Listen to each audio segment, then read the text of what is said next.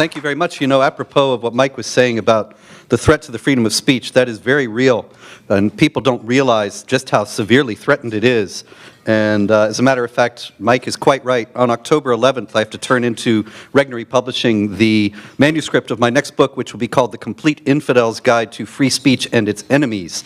And that could be my last one, because if the Democratic candidate is elected on and becomes president on January 20th, she has a very, very lengthy record of opposing the freedom of speech, working with the Organization of Islamic Cooperation to restrict it and to find ways around the First Amendment.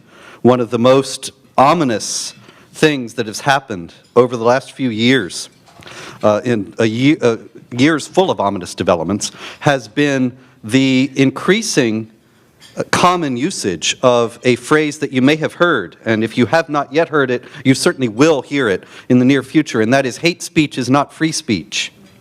As if there were an objectively quantifiable concept of hate speech that everyone can agree upon and that does not deserve First Amendment protection, when actually one man's hate speech is another man's uncomfortable truth. And the label hate speech is used nowadays to stigmatize and marginalize honest discussion about the jihad threat and many other issues. And if that initiative succeeds, and this is deemed hate speech and not to be given First Amendment protection, then that's effectively the end of the First Amendment altogether. And whoever decides what hate speech is will be able thereafter to set the limits of the political discourse and completely rule us out of it by means of calling what we're saying hate speech. And so that is a very important issue in this present campaign that has been very lightly touched upon. But I digress, because I'm here to talk about something even more unpleasant, and that's Iran.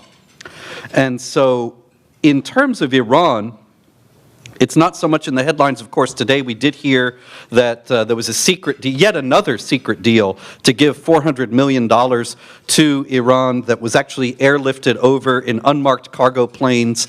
It was clearly something that the Obama administration knew was wrong and unethical, and nonetheless went ahead, as they have with this entire Iran nuclear deal.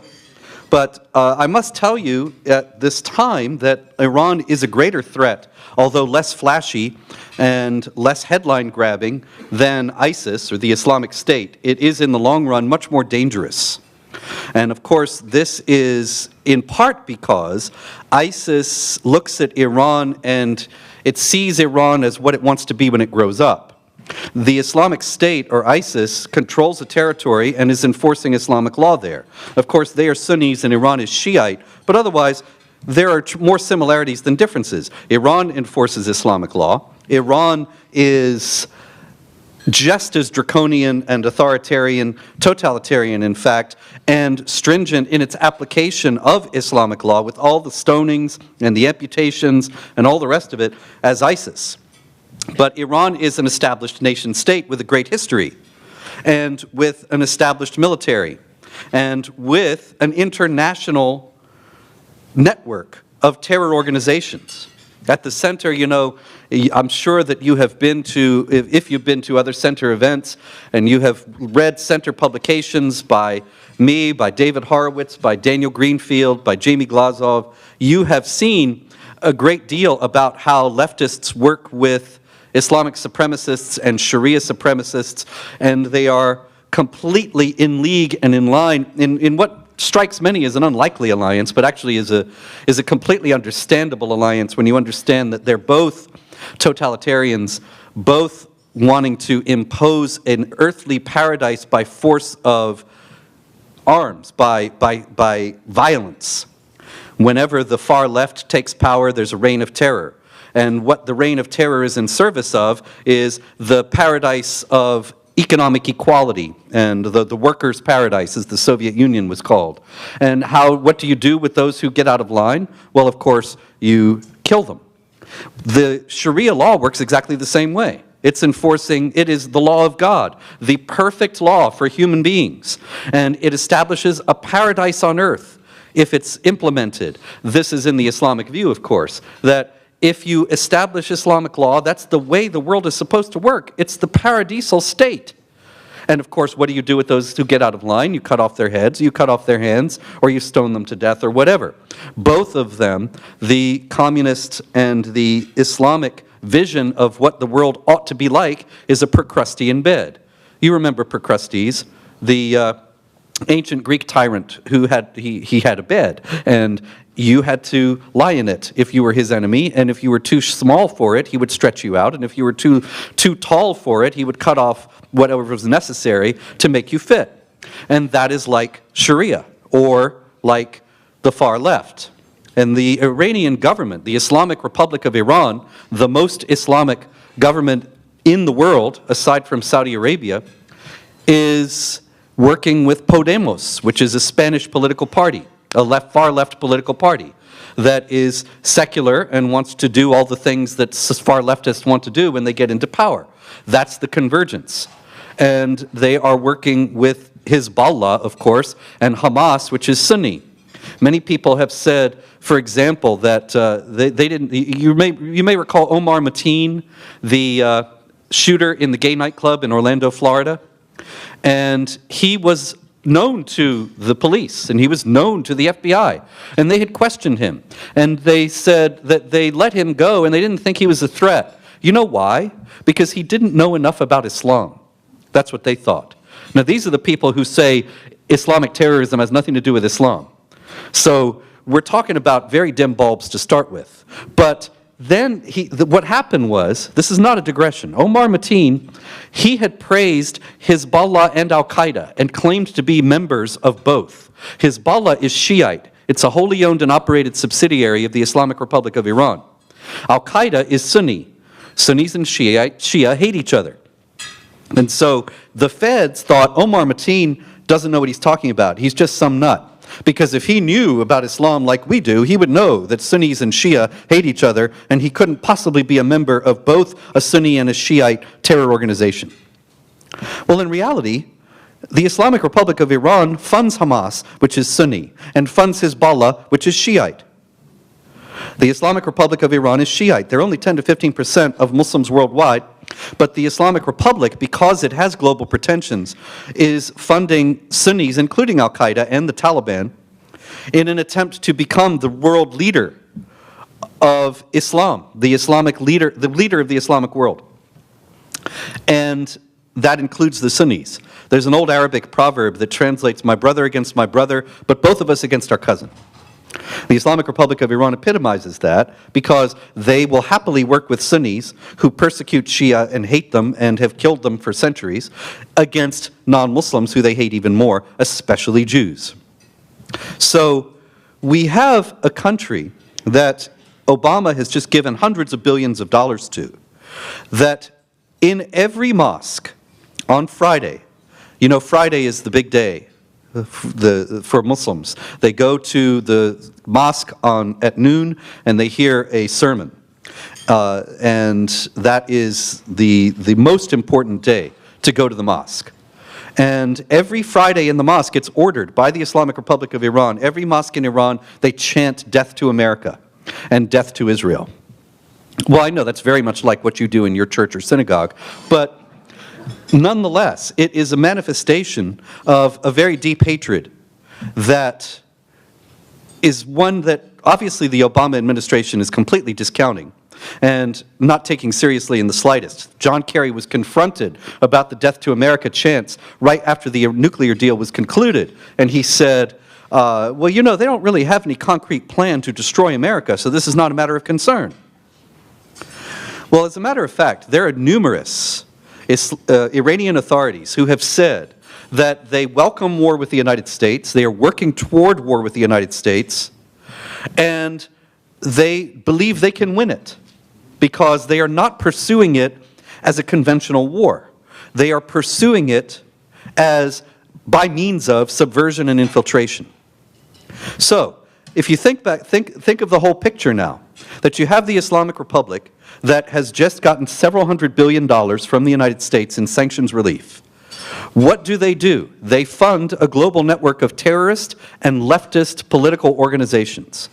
Who will get this money? exactly those organizations.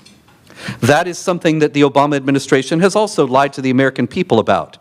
They said, there were statements from Obama administration officials several months ago saying the Iranian military is very annoyed because they're not getting any of the sanctions money. And it's all going to improve the economic situation of Iranian citizens. That was an out-and-out lie. As a matter of fact, Hizballah and Hamas have received immense boosts in their budget, courtesy Barack Obama and John Kerry. And none of this money is going to improve the lot of Iranian citizens. It is all going to the military and to the terrorist organizations. Meanwhile, Hizballah, you've no doubt heard of Hizballah. They are right at the north of Israel. They have vowed repeatedly to destroy Israel. They are working to do so. They say the next war with Israel is really going to be the one, but of course they've said this before. Nonetheless, they have very sophisticated weaponry. They'll have more of it because of Barack Obama and John Kerry. And they need to be taken seriously, but they're not just in Lebanon. Another place that they are notably around the world is in northern Mexico. And they are in northern Mexico because they are training the drug cartels in kidnapping and beheading.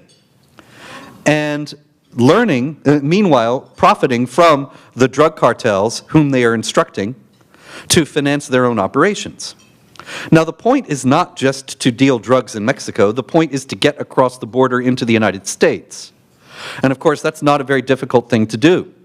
As long ago as 9 years ago, there was an FBI official who said that there were already Hizballah sleeper cells in the United States. Now, why haven't we heard about Hizballah sleeper cells doing acts of terrorism? Because they have voluntarily opted not to pursue that route. ISIS does that, and ISIS is a very serious threat. And it certainly grabs all the attention when it carries out these lone wolf terror attacks by people inspired by it or who consider themselves to be under its authority as the caliphate. But Iran is up to something else. The FBI observer who was watching these sleeper cells, he said that they were not going to commit terror attacks in the United States because that would attract too much law enforcement attention and ended up hampering their activities. And they were getting what they wanted without them so well that they didn't need to resort to that kind of thing. Now, getting what they wanted in terms of what? What do you think they were talking about? It seems to me that one of the primary manifestations of them getting what they wanted was the Iran deal itself. That they were able to convince enough people in the administration that this would be a good thing, whoever it was who convinced them. We know that Ben Rhodes, Obama's top foreign policy advisor, has admitted to lying to the American people about the deal. That not only did they lie about where the money went, but Ben Rhodes also has admitted that they lied about the nature of the Iranian government. They said, this new president Rouhani, who replaced Mahmoud Ahmadinejad, you remember Ahmadinejad, he was very flashy, he was very flamboyant, you could say. He gained a lot of attention with his bellicose and arrogant statements. Rouhani is much more subtle, much more in the background. And so Ben Rhodes has said that they portrayed him as a moderate and were telling the American people that this agreement was with moderate elements of the Iranian regime that they could work with and would bring Iran back into the harmonious family of nations. It was all a lie. Rouhani is not moderate. Rouhani is no different. Look, you can't be president of Iran and be moderate. The supreme leader of Iran, the Ayatollah Khamenei, he chooses all the presidential candidates. That makes for a very narrow political spectrum, even more narrow than we have in the United States between the mainstream Republicans and the Democrats. This is very, very narrow. And if he was allowed to run for president, he's not a good man. So someone must have told Ben Rhodes. Someone must have prevailed upon the people who are making the decisions in the Obama administration. Somebody must have convinced them that this was a good thing to do, that it was a wise choice to try to empower Iran and that it would stabilize the Middle East and the world to do so. Somebody must have convinced them of that. I don't know who. And I am not in the least talking about any kind of conspiracy theory or something like that. You may recall that in 2012, the Harper government in Canada closed down the Iranian embassy in Ottawa. Why did they do that? They did that because they had widespread evidence of terror activity and espionage being committed from the embassy, being planned and carried out from the embassy. Now, Iran has no embassy in Washington, but we would be naive to think that it doesn't have a presence. And they are working toward, they're getting what they want. This deal is the most disastrous agreement that any administration has ever entered into with any foreign government. And the details of it are so ludicrous that when I tell them to you, you will think, well, that really can't be so. This really could not possibly be this bad. But you may recall, Prime Minister Benjamin Netanyahu said that after the deal was concluded, he said, the deal allows for 24 days notice for the inspectors to come in. And that's, imagine if you gave that to drug dealers, that would be a lot of time for them to flush all the meth down the toilet and be completely clear. Netanyahu said that and was widely ridiculed for it, but it's actually it's a readily demonstrable fact. It's right in the Joint Comprehensive Plan of Action, which is the name of the Iranian deal. It's readily available. You can read it online, or you can read it in the book, The Complete Infidel's Guide to Iran. And it gives 24 days notice before any inspection can be carried out. First, there's the complaint, and then there has to be 7 days before the complaint is answered. And if the complaint is not answered satisfactorily, then there's another 7 days before the next stage. And it all adds up to 24 days before anybody can go in. And then who can go in? Not Americans. Americans are barred from inspecting the sites. Canadians too, for that matter. So who can go in? Well, if the Islamic Republic of Iran has plenty of friends around the world, and I have no doubt that anybody who ends up actually inspecting those nuclear sites, if they are foreigners at all, will be from friendly states who will tell us that everything is okay. But notice, I just said if they are foreigners at all. And that is because the most ludicrous aspect of this deal is that Iran gets to inspect its own sites and then tell us that everything is okay. And it's not a joke. It's true. This was one of the other secret aspects of this deal. I expect that there are probably going to be more that will come out in the next year or so, showing that even more was given. This is not just mismanagement. This is not just bumbling and making mistakes. This is a treasonous act. This is empowering a country that wants to have war with the United States, empowering an enemy state. And there is no minimizing that. There is no denying that or sugarcoating it. The reality of this deal is that an avowed enemy of the United States, one that repeatedly confronts, this is another thing that has just come out recently. Do you remember when those sailors were captured? And do you remember the cognitive dissonance between the reality and the statements coming from the administration? That Joe Biden said, oh, this was a strictly routine matter. The boats drifted off course. They drifted, their navigation equipment failed, and they accidentally ended up in Iranian waters. And the Iranians were very helpful in getting them back. And meanwhile, the Iranians have them with their hands behind their backs and blindfolded. That's how you treat prisoners of war. But not only that, it recently has come out that the U.S. Navy is confronted on a more or less daily basis, in the Persian Gulf by the Iranian Navy. They are aggressively pursuing war, and they are in the Persian Gulf trying to establish and reinforce the idea that they are the ones in charge, and they actually have said this explicitly, that the Americans know what lines they must not cross. They're not allowed to cross in the Persian Gulf. And of course, Obama wants to cement his legacy by bringing peace to the Middle East and the world by this Iran deal. So he's not going to confront them. He's not going to answer their provocations in any way. But that only re-establishes and reinforces the image of the United States as weak and pusillanimous and able to be pushed around very easily.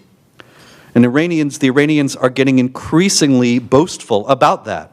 And there was recently a top Islamic Revolutionary Guards general who said that if the Americans cross those lines, we will chase them back to the Gulf of Mexico. Empty boasting, right? Well, maybe, but what if they do get the nuclear weapons? There's nothing really stopping them now. Do you know that even if the deal is scrupulously kept by the Iranians in every detail, that they can still, that it essentially gives them permission to have nuclear weapons in 10 years. Because it all expires in 10 years. And then there's nothing, no oversight, nothing prohibiting Iran from getting nuclear weapons then. And of course, it's very unlikely that they're going to scrupulously keep to the agreement. And this is another aspect of this that has been completely overlooked and has not been part of the discussion about it at all. And that is Shiite Islam. Of course, the Obama administration is bound as a matter of policy to see no Islam, hear no Islam, speak no Islam when it comes to Islam. But when it comes to the Islamic Republic of Iran, Islam is a very important aspect of what it's all about. After all, they call themselves the Islamic Republic.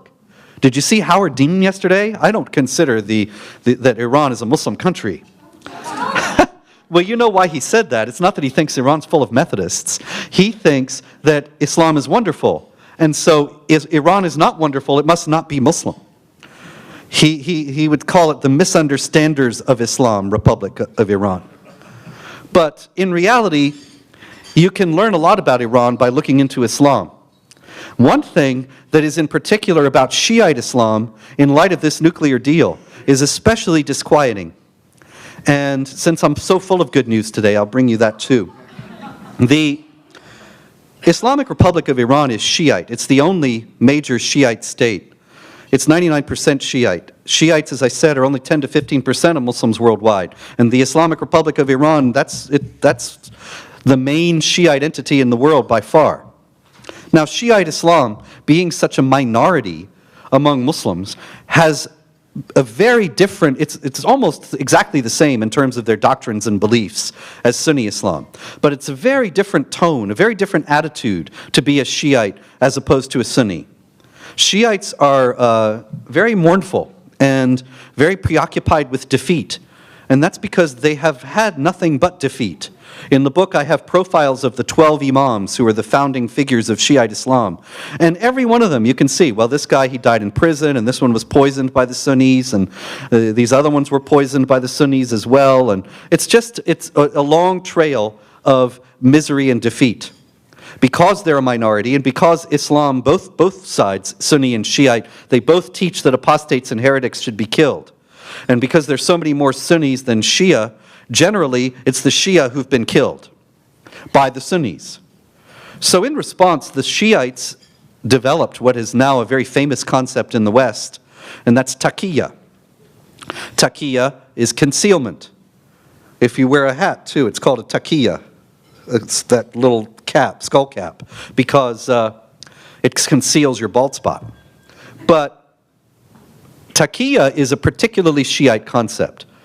You'll often hear Islamic apologists say this when people talk about Takea in the West. They'll say, oh no, that's just a Shiite thing, and we're Sunni Muslim Brotherhood types. Well, they won't say that, but we're Sunnis, and so we never lie. Well, the fact is that it's based on the Quran, which tells Muslims in chapter 3, verse 28, to deceive unbelievers if they're under pressure. But Takea specifically really is a Shiite thing that was developed so they would pretend to be Sunnis and avoid getting killed. And it's generally just that. It's religious deception that is sanctioned in the Quran and widely practiced among Shiites. Now, what is most striking about Takea is that some of those imams, particularly the sixth imam, who was one of the foremost exponents of Shiite theology, he explained that Takea is not just something that you do when the Sunnis come around to kill you. Takea, he said, it's the center of our religion. If you're not practicing Takea, you're not a real Muslim. You have to be out there deceiving. That's what we're all about.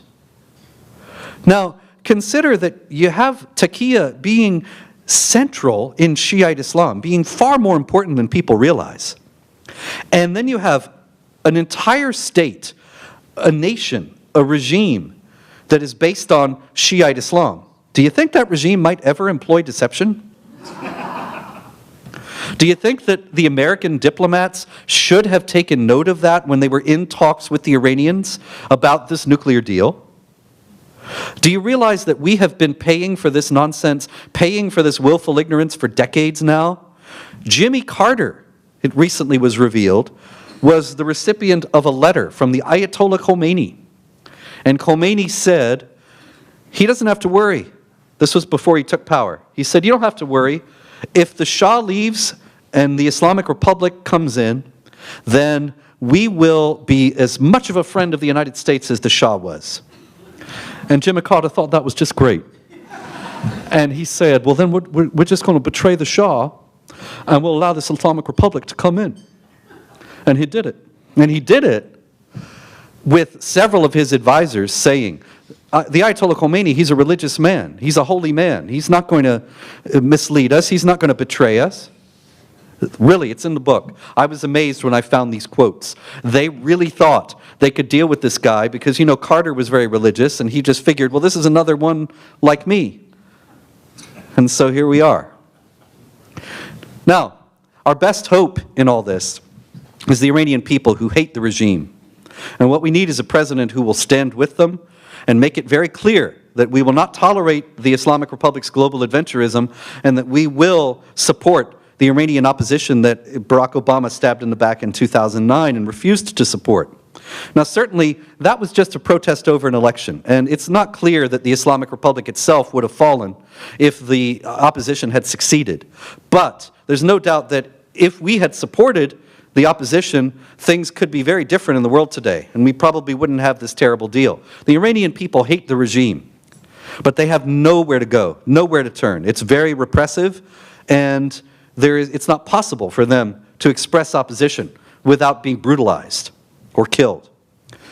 But if we were to support, if we were to stand up and say that we're not going to tolerate the Islamic Republic and we are actively supporting the opposition, there would be millions of Iranians who that would resonate with. And then you don't know what would happen. I know you're supposed to open with a joke, but I'm going to close with one.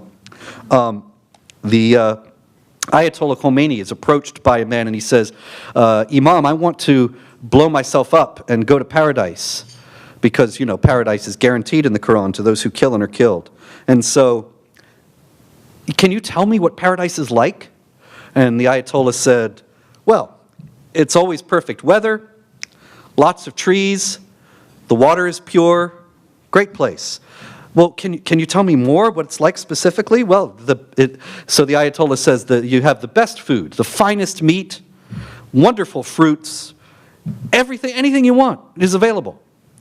And the guy presses him yet again. So the Ayatollah says, okay, think about this. Everybody gets along. Everybody's happy. Everybody's got a good job. Everything's beautiful. And so the guy, once again, he says, really, can you give me anything more specific? And the Ayatollah says, okay, it's like Iran under the Shah.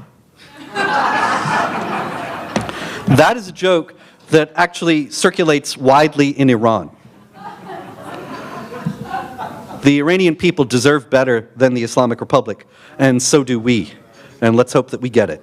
Thank you. Couple of quick questions. First, can you talk a little bit about the role of NIAC and I'm sorry, the role of what? NIAC, National Iranian American Council. Yes, yes. And Titri Parsi and his role in making the deal happen. And second, what do we do about air conditioning, as John Kerry thinks that's the most important thing? The National Iranian American Council. You recall that I was speaking about how Hizballah has sleeper cells in the U.S., but they're not striking because they're getting what they want without terror attacks. And suggested that there were forces in Washington who were influencing the administration into thinking that this deal was a good idea. I did not name any names, but foremost among them is the National Iranian American Council, which is a group that's sort of like the Council on American Islamic Relations, in that it presents itself as one thing, but it's really another. The National Iranian American Council is an arm of the Islamic Republic. It's been established in court, in federal court, actually, because there were Iranian dissidents in the U.S. who were saying that NIAC, or the National Iranian American Council, is a front for the mullahs. And they sued them for libel. And they lost, because they are a front for the mullahs. And they had to pay damages to these Iranian dissidents because of making these false claims. Trita Parsi is the head of the National Iranian American Council. He's very influential in Washington, and I'm sure that he had a great deal to do with convincing the administration that this deal was a good thing.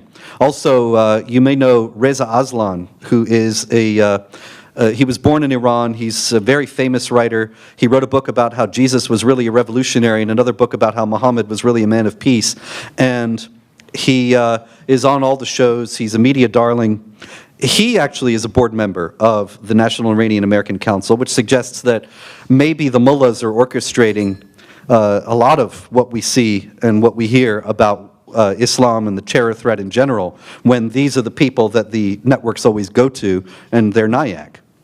As far as the second question goes, the idea that air conditioners and global warming are a greater threat than the jihad, well, I just don't know how many people my air conditioner has beheaded or shot up in a nightclub, but it just is a manifestation of the absolute idiocy, the willful ignorance of this administration that would be a joke if it weren't so lethal, and people are getting killed as a result of it. And this is one of the best things, I think, about the current political climate, is I think people really are waking up to this in a way that they weren't. I was telling people outside before we started that I'm much more optimistic right now than I was on August 2nd, 2015. The Brexit vote, and whatever you may think of him, and this is not an endorsement, but the candidacy of Donald Trump, for all his faults, just the fact that he's so popular is an expression of the fact that the people are fed up, and that they're fed up with the political and media elites, and are looking for somebody who will sweep all that out and clean house. I'm not sure Trump will, or that he will be able to, but just the fact of his candidacy is a positive sign, such that even if Hillary wins and works to throw away the freedom of speech and all these other things, there will be a significant resistance movement, much more significant than I would have thought last year. Right here. Yes, sir. Robert, you mentioned the reluctance of the administration to in any way link terrorism with Islam, even though it seems that Islam is at war with us. They don't want to get people to thinking that we're at war with Islam. And they say they don't want to offend the moderates in Islam. Can you talk about the moderates in Islam? How far has al-Sisi, president of Italy, of Egypt, gotten in his Reformation call? How far has Udi Yasser in the United States gotten with having a moderate Islam that has full-page ads all the time denouncing Islamic terrorism? I haven't seen them. That's a very good point. Barack Obama has said, you remember when Trump said that after the Orlando massacre, Trump said that Obama was wrong not to mention radical Islam. Now, radical we could quibble with because it's actually mainstream and normative Islam, but that's another story. Even to go so far as to say radical Islam is an improvement over what we've got. And Obama was angry. You remember, he was livid. And he said that, what difference would it make, echoing Hillary about Benghazi? Would it win us allies? Would it help us with a new strategy? And he dismissed all that. And he said that we cannot validate these people, that Al-Qaeda and ISIS, they claim to be Muslim, and we cannot give them that validation. Now I ask you, if you are a member of, no, you're a Muslim, and you're thinking about joining ISIS, and you're reading the Quran and seeing it tells you to wage war against infidels and so on, but then you see John Kerry says they're not Islamic. You're going to think, oh, I was going to join ISIS, but John Kerry said they're not Muslim. So I've decided to get a job at McDonald's instead. It's absolutely absurd. Muslims look to Muslim clerics to tell them what Islam is about. And they look to the Quran and the example of Muhammad to tell them what Islam is about. They don't look to non-Muslim political leaders to tell them what Islam is about. So in the first place, the premise is completely ludicrous. Now, the problem with it is that it, of course, hamstrings our ability to defeat this enemy because we keep misdiagnosing the problem, and so we cannot employ the proper solutions. In reality, getting to the other part of your question, the moderates, they're great. I love them, but they're not doing any good. Sisi called several years ago for a widespread reevaluation of the Islamic texts. He said it before all the clerics at Al-Azhar, which is the foremost institution in Sunni Islam. And he asked them to come up with ways so that Islam was not a wellspring of violence and terrorism, and these texts would not incite people to commit these acts of violence. That was a couple years ago. Nothing's happened. Zuhdi Jasser is a real nice guy, and he's been out there for years now, and he still has more non-Muslims in his group than Muslims, and only a handful of Muslims in his group, a few hundred, I think, last I heard. Right. Aside from personalities, just one other thing. There was a Muslims Against ISIS rally in Washington, D.C. not long ago. 50 Muslims showed up. Do you know how many Muslims showed up after the massacre of the Charlie Hebdo cartoonists? In Chechnya, there was a rally not against the massacre, but against the cartoonists. 800,000 showed up for that. So this shows you the power of the moderates. The problem is that normative mainstream Islam teaches violence and hatred, teaches warfare against and subjugation of unbelievers. That's an unpleasant fact, but it's a readily demonstrable fact. And as long as we ignore it, it's not going to go away. It'll just keep advancing. And to pretend that it's not the case will not make it go away. The only thing we can do is speak honestly about it and then try to formulate ways to deal with it. But we can't do that if we don't even admit that it exists as a problem. Right here. Okay, yes, sir. Yes, Robert, I just want to thank you so much. And Thank you. May God continue to give you strength. Thank you. I was going to talk about Zuhdi Jasser and is it a positive or a negative? And to me, unless the only way to reform Islam is to expunge Muhammad and the Quran from it, but that seems unrealistic. It just seems the difficulty now is everybody says we're not at war with Islam. Isn't it about time to say we are at war with Islam? It is an evil religion, are there a billion Muslims who will defend Islam, or are there a billion slaves that would welcome such a message? There's the key right there. You hit on it. How about this? This is a little bit different. What if we had gone into Iraq and Afghanistan and said, we're the United States of America, and this is our Constitution. These are the principles we're standing for. You know we didn't do that. What we did in Iraq and Afghanistan was go in and install Sharia constitutions, constitutions in both countries that said Islamic law is the law of the land.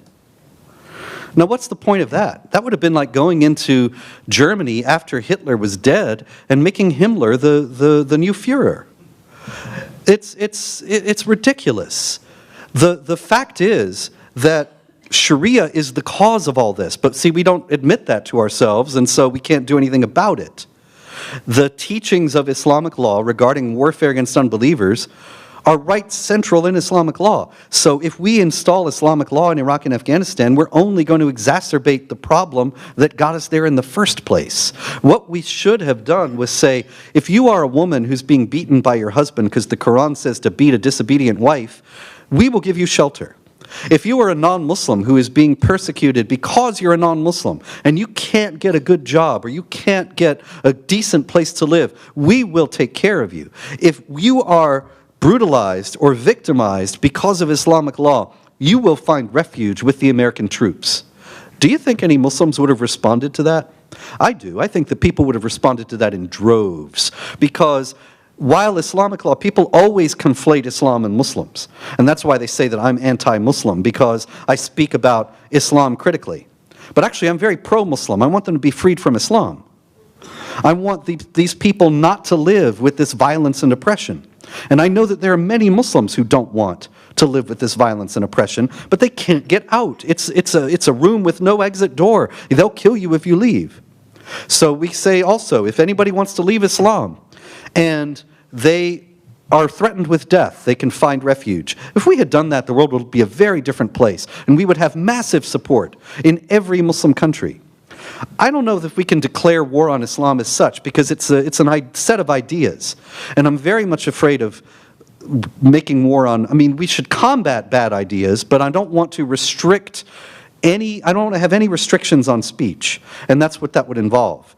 The fundamental cornerstone of a free society is the freedom of speech. In the United States, we don't outlaw ideas, because that leads to having thought police and thought crimes, and that's how the left plays the game. That's what we're heading for now in the other direction.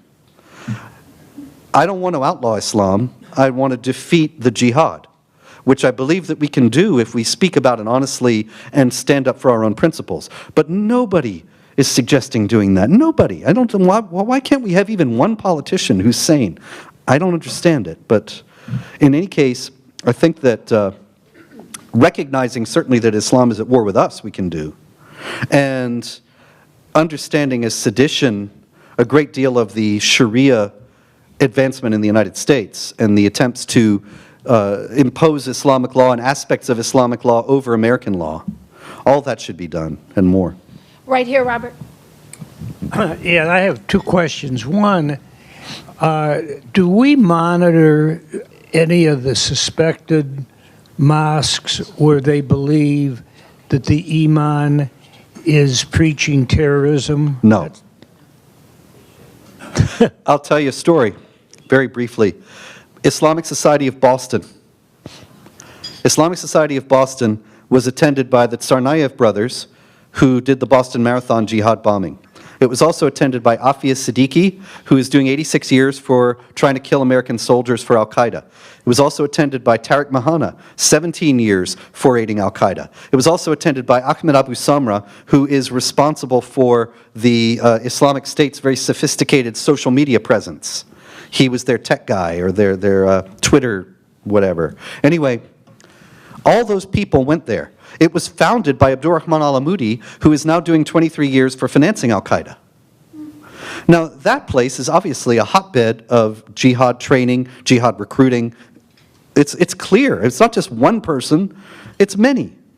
So, right after the Boston Marathon bombing, our friend, Congressman Louis Gohmert from Texas, he was grilling the FBI director then, it was Robert Mueller, and he asked him, had you ever been to the Islamic Society of Boston?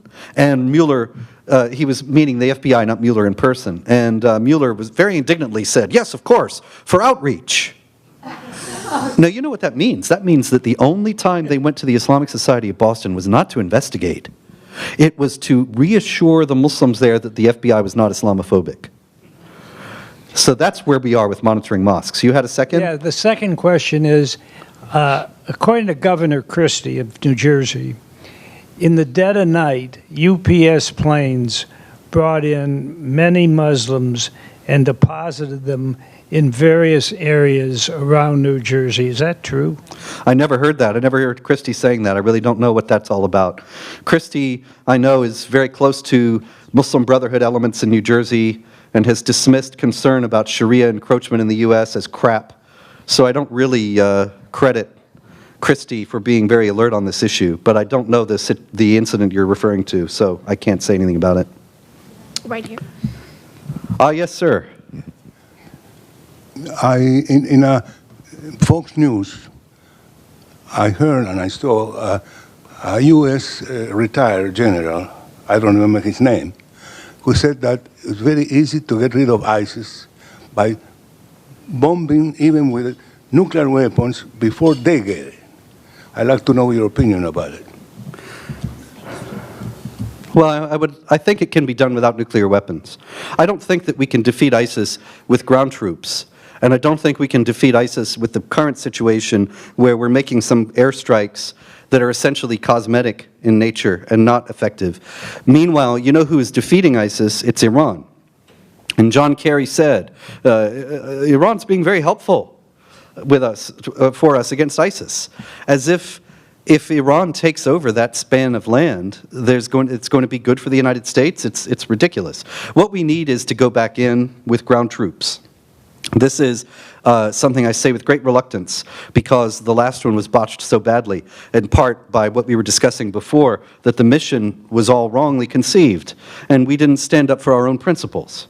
So we need to not make the mistakes from before. As a matter of fact, I don't think we need to engage in any nation building at all, or try to supervise their elections, or set up their next government. Just go in and get rid of ISIS, and then they let them sort it out. It will set back the global jihad movement by decades. Go in, get rid of them, and get out. Will there still be jihadis? Of course. Will they form some other jihad state? Possibly, probably even. But this state of ISIS, the Islamic State, it's a very potent thing because they claim to be the caliphate. The caliphate in Sunni Islam is the only legitimate government for Muslims worldwide.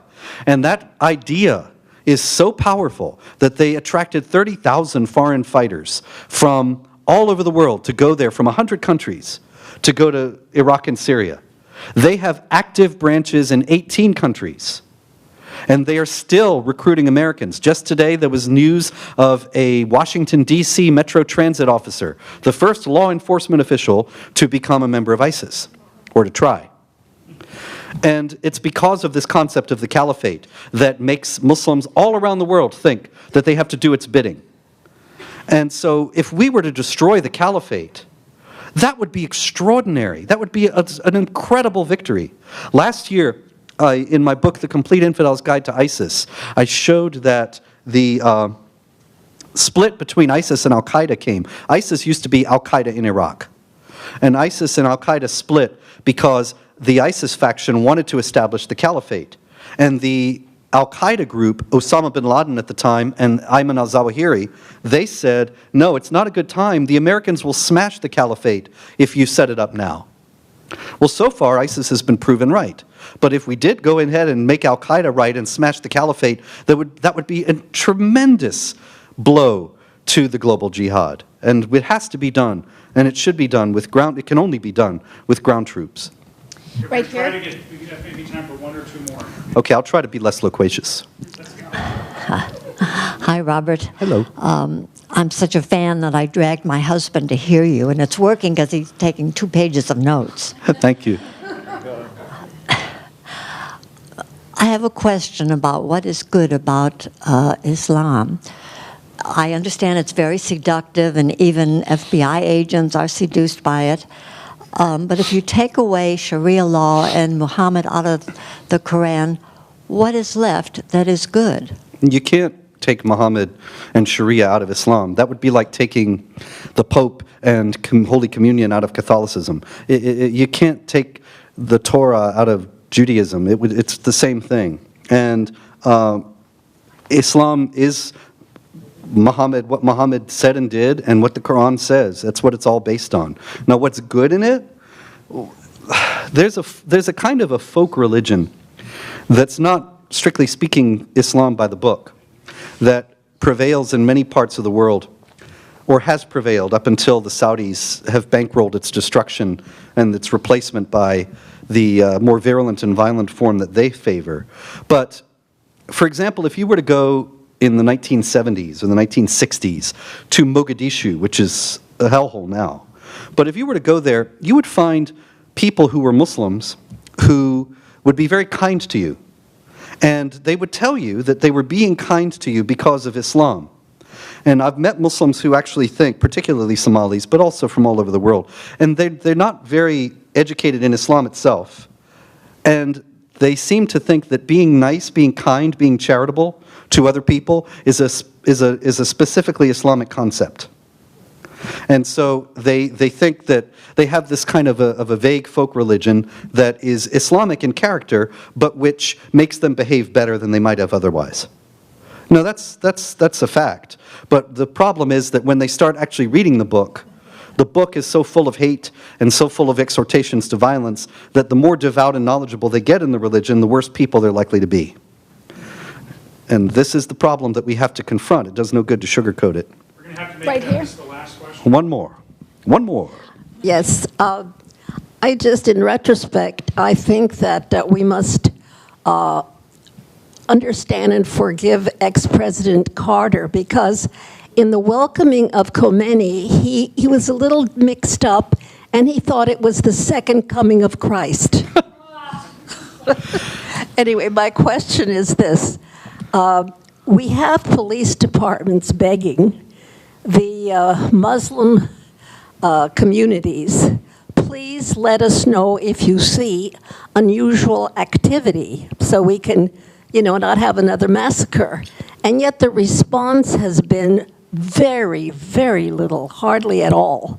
So I'm wondering, are they afraid of the repulsion of the people around them, the Muslims, or is there something in the Quran that says you don't snitch on other Muslims or anything negative about them? Yes. Chapter 4, verse 92 of the Quran says, don't kill other Muslims. And by extension, in Islamic theology, you really are not to act in any negative way against other Muslims. There is a very strong dichotomy in Islam between the Muslims and the non-Muslims. That really characterizes all of Islam. It's all about that dichotomy.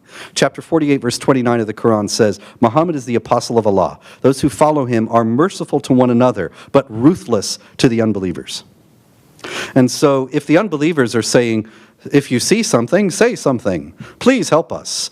The believers are going to say, no, I can't, I won't, because they are Muslims and you're not. They're not going to say that to their faces, but that's how they will act. And so you have Trump again. Recently, he in his big foreign policy speech that he gave right after the Orlando shooting, he said that the Muslim communities have to help us with this, implying that they weren't, which was absolutely true.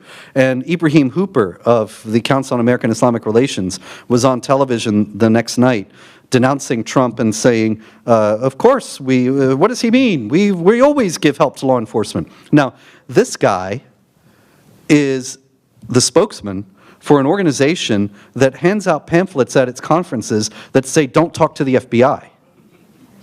And one of them is what to do when the FBI knocks on your door with a picture of somebody going, shh. And I have photographs of these pamphlets that were taken by friends in the CARE conferences.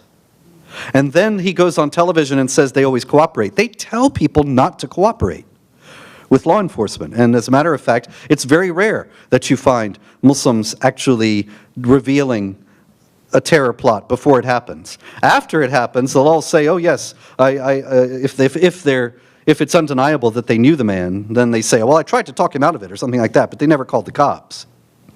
And of course, the reason for that is the primary loyalty is to the Muslims. And also because of all the violence and hatred in the Quran, even if somebody is never going to blow himself up or shoot people himself, he's not necessarily against other people doing it. Thank you very much.